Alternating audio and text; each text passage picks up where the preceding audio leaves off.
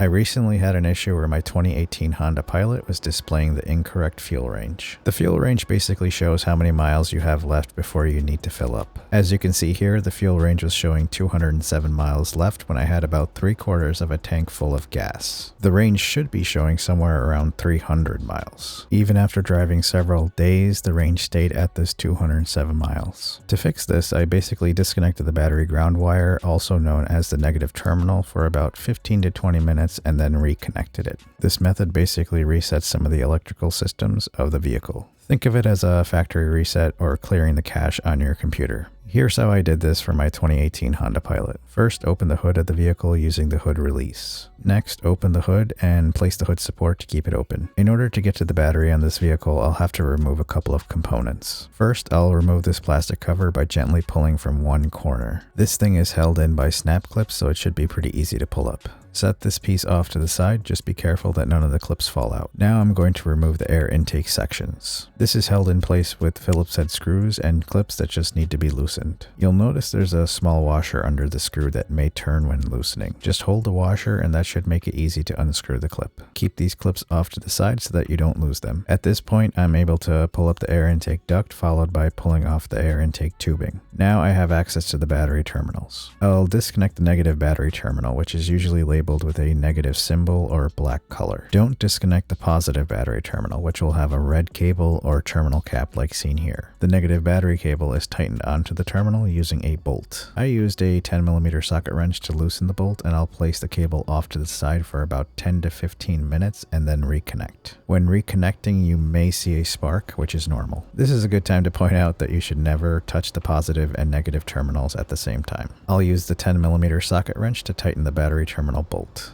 Just tight enough that it won't come off the terminal, and don't over tighten. Now I'll go in reverse order and reattach the air intake duct followed by the intake tubing. Insert the clips and screw and tighten it. Last step is to reattach this cover piece. An easy way to get this to fit properly is to make sure you work the hood latch through the cover slot before pushing down the clips that hold it in place. If you lift it slightly, you'll be able to make sure clips are lined up properly before pushing it in. Work your way to each clip and make sure it's all clipped into place. Alright, let's start this thing up and see if the fuel range updated. It started up fine and it looks like the fuel range is finally updating to show over 300 miles. I took it for a spin and the fuel range was properly updating with each mile. One thing to note is that when you do this type of reset, you may notice other things that need to be updated, like for example the memory seating positions will need to be reapplied, the car audio system may be blank. All you have to do is hold down the power button until you hear a beep and it should turn on. You may need to turn on some of the features like lane keep assist as well. Hope this video helps you out. If you have any questions, please leave a comment. Thanks for watching.